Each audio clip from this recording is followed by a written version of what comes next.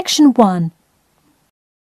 You will hear a conversation between Peter and Jim talking about some details for their shared accommodation. First, you have some time to look at questions 1 to 4.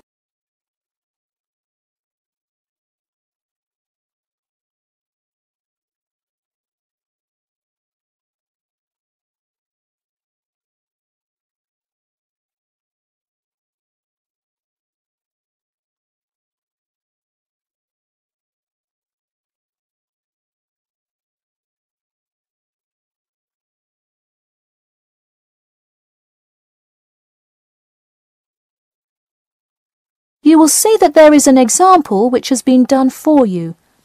On this occasion only, the conversation relating to this will be played first. Hey Jim, it's Peter. Oh hey Peter, what's up?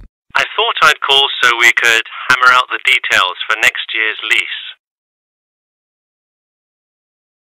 Peter says that he wants to hammer out the details for next year's lease with Jim. So, lease has been written in the space. Now we shall begin. You should answer the questions as you listen, because you will not hear the recording a second time. Listen carefully and answer questions 1 to 4. Hey Jim, it's Peter. Oh hey Peter, what's up? I thought I'd call so we could hammer out the details for next year's lease. That's a good idea. Did we ever decide on how to split the total rent? Well, I was thinking, since my room is bigger, I probably should pay a little more. So I could pay £110 and you could pay £80. Does that sound okay? Considering that my old apartment cost me £100 for a smaller room, I'm definitely alright with that. Hey, I was looking at a map of the area and can't seem to find a bus stop near it. Do you know where we would catch the bus? Well, the bus is actually pretty far from us, but we have that garage that we can park our cars in. Wow, that's great. Convenient parking is hard to find, so we're lucky we have that. Okay, so we have a whole lot of things we'll need to buy when we move in. How do you want to split that up? I was wondering, do you still work at the supermarket? Yep, every Tuesday and Saturday. Would you be able to buy things from there if I sent you a shopping list? Sure, I can do that. Great. Then I can take care of whatever else we need that you wouldn't get at a supermarket. If you want, I'll pick you up from work that day and we can go to the apartment together. Oh, that would be great, thanks. No problem. That way we can split the cost of petrol. Works for me. It's so expensive these days, isn't it? It's downright obscene. Before you hear the rest of the conversation, you have some time to look at questions 5 to 10.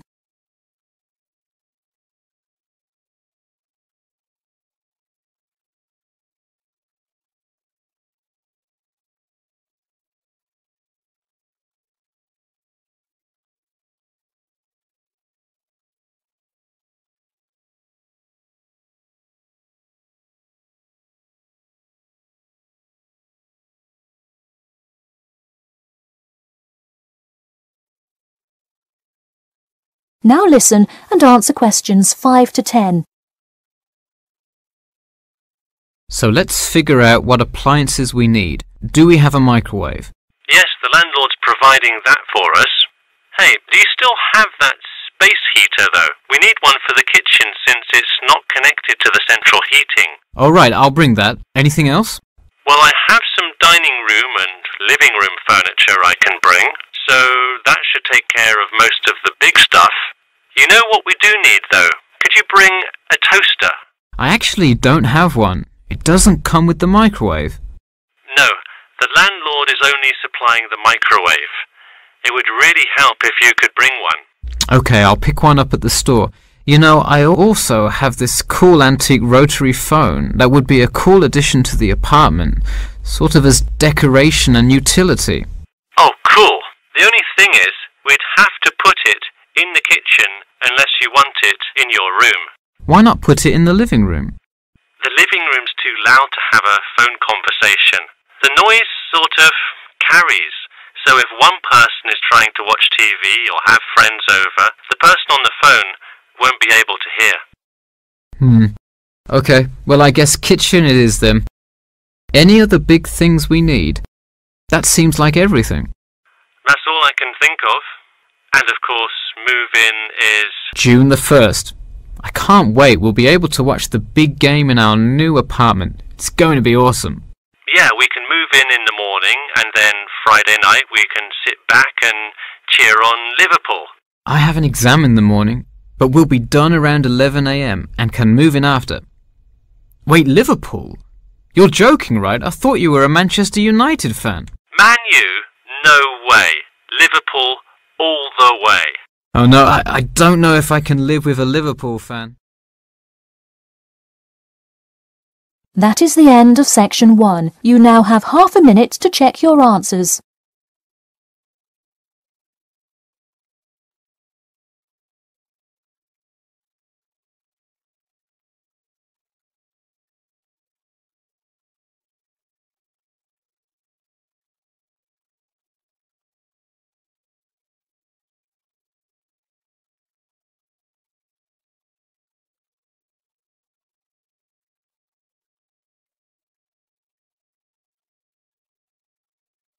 Now turn to section 2.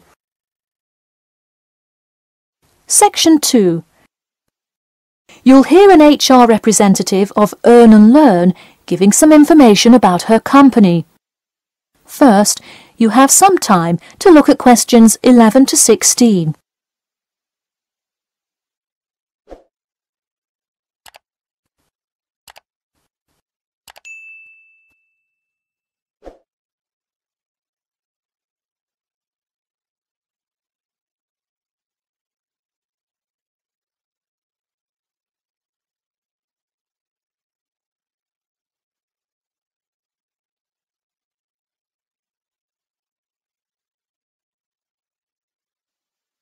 Now listen carefully and answer questions 11 to 16. Welcome to all of you.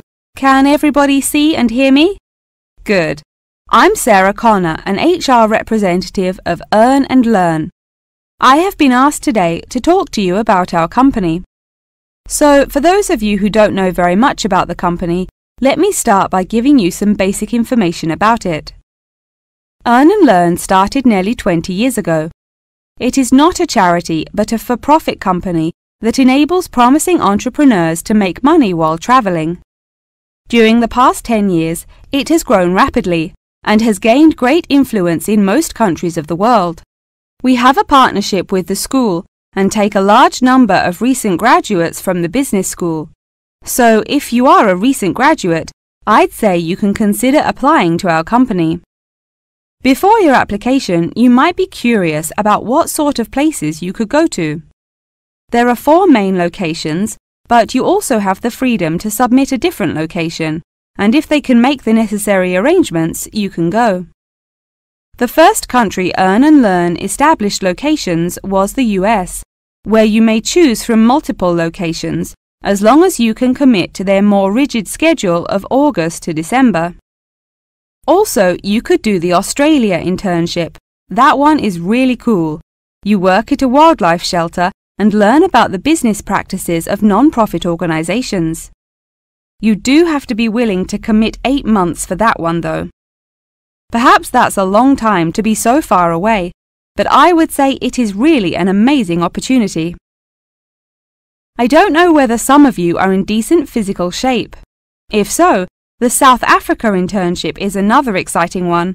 You learn a lot about sustainable farming, but you would be doing some of the manual labour involved in maintaining a farm. Indeed, it's hard work, but I think you would definitely be able to do it. It may be wise to wait until after their summer is over, so it's not so terribly hot. In addition, there is a most recently established location in India. This one gives you more of a study abroad feel, given that they arrange a host family for you to stay with. In the other locations, you live in an apartment with other interns, so this is definitely a unique experience. before you hear the rest of the talk, you have some time to look at questions 17 to 20.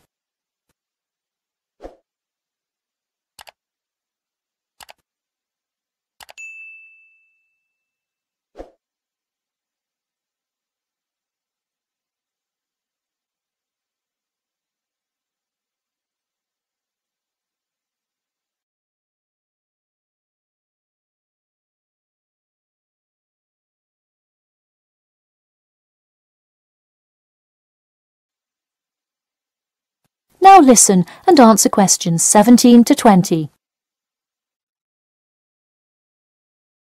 Regardless of where you go, at the end of the program you get a global travelling certificate, as long as you can explain your experience.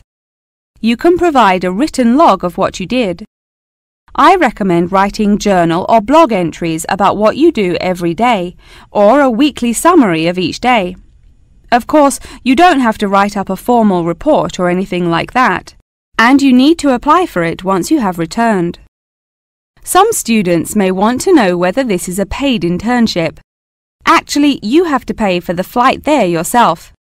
But you have the opportunity to create your own small business, which could earn you money if it's successful. So basically, you pay for it all up front, but when you're there, you can find ways to make money.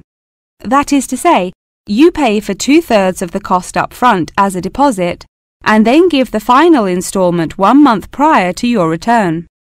Finally, I have to remind you that you need a health check before you go, to make sure you're not going to spread any communicable diseases. In addition, before you go, you don't have to attend any meetings or workshops. You'll meet everyone you'll be working with once you get there. Okay, well, that's all I've time for today. Thanks for listening, and I'm happy to take any questions if you have them. That is the end of section 2. You now have half a minute to check your answers.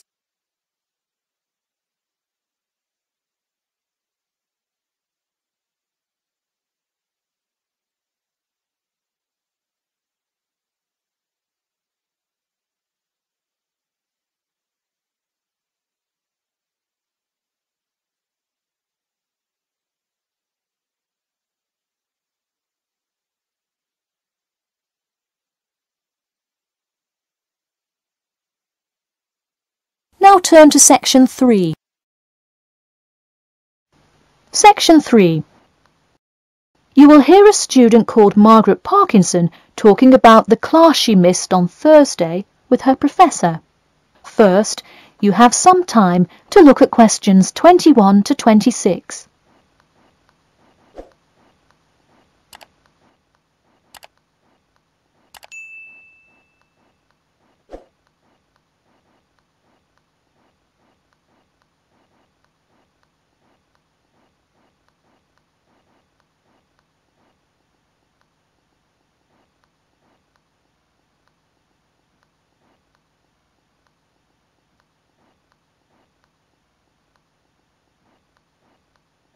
Now, listen carefully and answer questions 21 to 26. Hi, Professor Timmons. Do you have a few minutes? I was hoping to talk about what I missed on Thursday. Hello, come in. Sure, sit down. Could you tell me your name, please? Margaret, sir. Margaret Parkinson. I apologise for missing your class, but I had to go to the hospital. I'm sorry to hear that. Everything is okay now, though, I hope? Yes, thanks. Glad to hear it. So on Thursday, I outlined the research project that will account for 30% of your grade. All students will be divided into groups and will give a well-researched presentation to the class covering a specific topic relevant to student life. Oh, that sounds interesting. Can we choose just any topic that pertains to life as a student, like how to start your own student organisation? Well, though I'm sure that would be an informative presentation, I've already chosen a list of topics which I will assign. As an example, I assigned one group the topic of student loans. They're to research not just the prevalence of students who have loans to pay for their tuition, but information as to how best to manage these loans and possible scholarships that could alleviate some of the financial burden. That one sounds particularly interesting to me. Could I request that topic? I could easily find out a lot about it by stopping by the finance office on my way to class. Unfortunately, that one's already taken by another group. I have, however, assigned you to a group and given you all one of two choices. Oh, I see. What are the choices? The first is discussing smoking, trends in the number of student smokers compared with the general population, popular reasons students take up smoking, and more healthy alternatives to smoking. That one could be interesting. I'm not a smoker myself, but we'll see what my group thinks. If we did choose this topic, we would rather not put our fellow students on the spot to interview them. Where else could we gather information? How about where the cigarettes are sold? Oh, that's a great idea. I could interview the manager of a supermarket and find out the average age of people buying cigarettes, or how much they buy, that sort of thing. Precisely. Okay, I'll keep that in mind. And what was the other topic? The other topic is the practice of natural medicine. It sounds far more specific than the others, but it is more of an exercise of outlining a career path. If your group chooses this, you would cover the specifics of becoming a doctor of natural medicine, how to become licensed to practice natural medicine, what the career outlook is, etc. You could find much of the information you need on this in the careers office. Wow, that would be really helpful, not just in learning about natural medicine, but in how to approach researching any career path. That's the idea. I want groups to really think outside the box to find information on their topics. They should interview multiple sources. Okay, now I think I have the general idea. Before you hear the rest of the talk, you have some time to look at questions 27 to 30.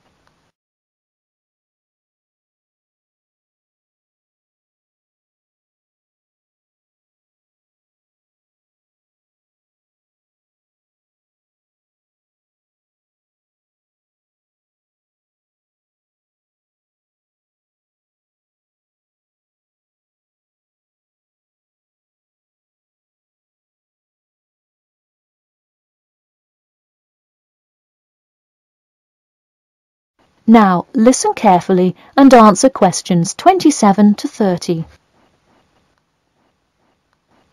When is the presentation due? I expect each group to send me an email attachment of the plan ahead of time by October 10th, so that I can ensure that you are on the right track.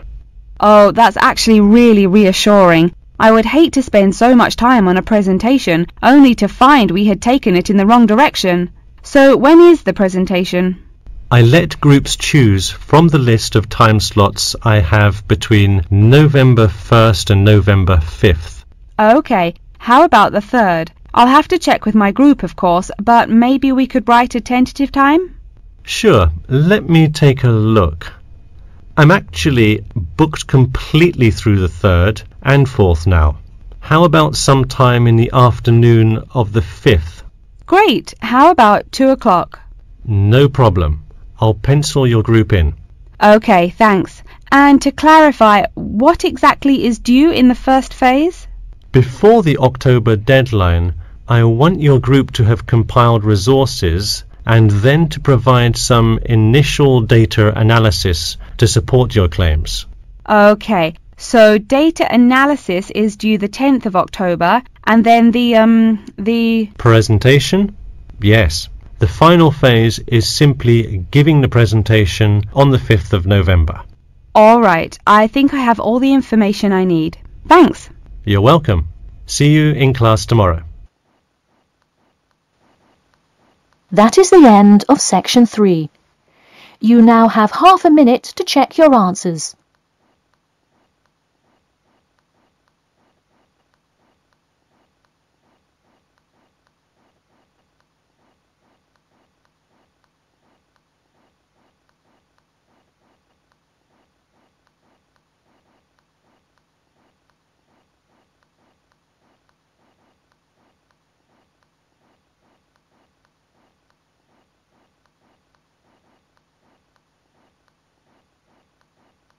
Now turn to Section 4. Section 4. You will hear an introduction about an eco-friendly building called the Gherkin. First, you have some time to look at questions 31 to 40.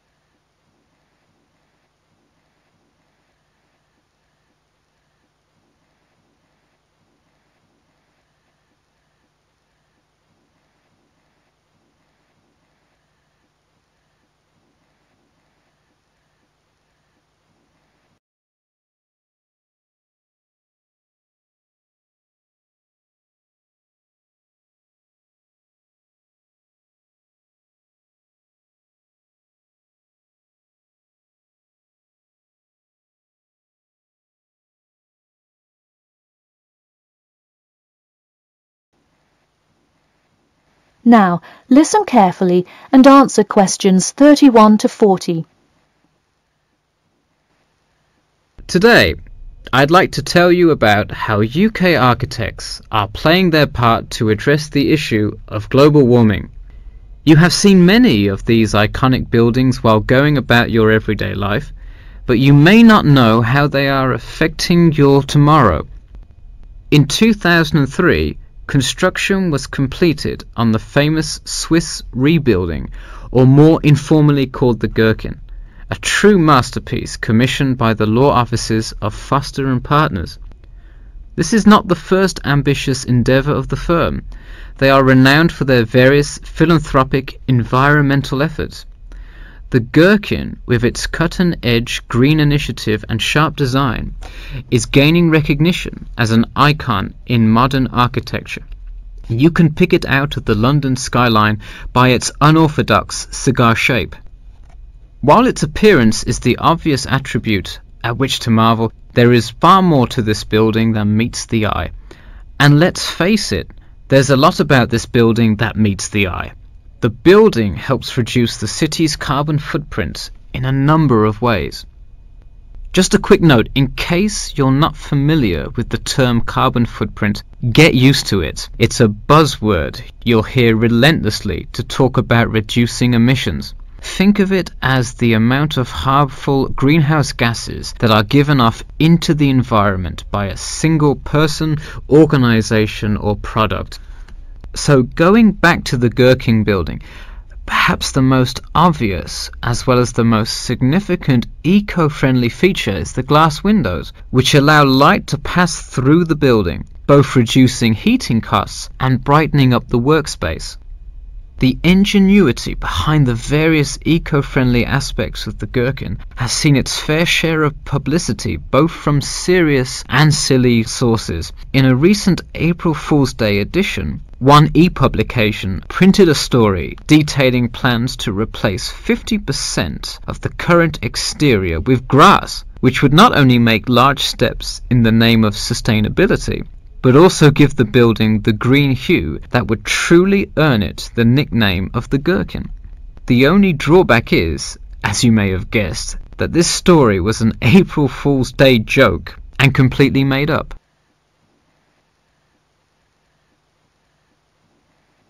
In all seriousness though, the building is setting a new standard of design that other architects and city planners just cannot ignore.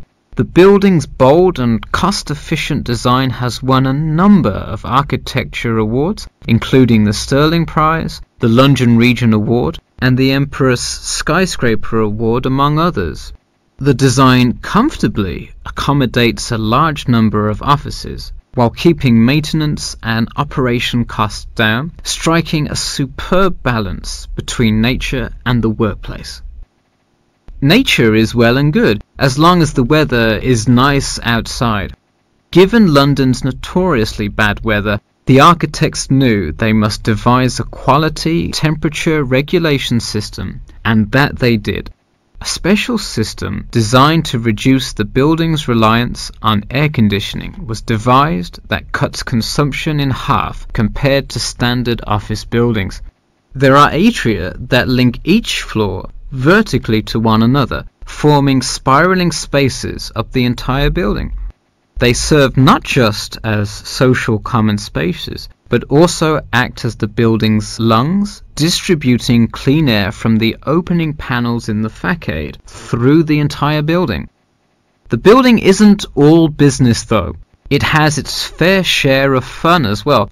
At the very top, a club room offers a picturesque entertainment spot for company functions, private parties, etc., with a breathtaking panoramic view of the city.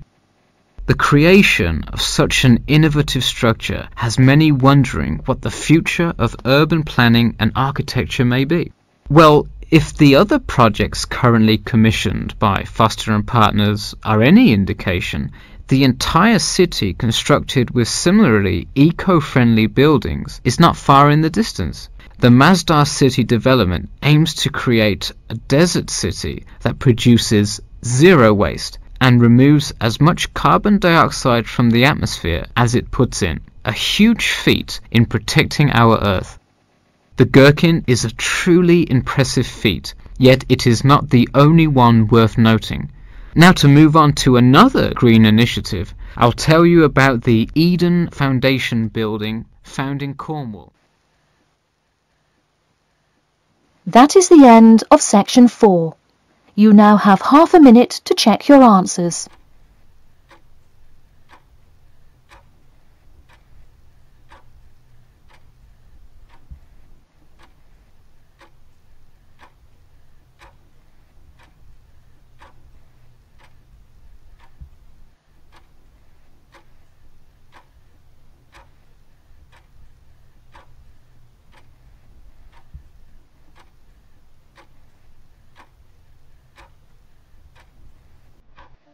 That is the end of the listening test.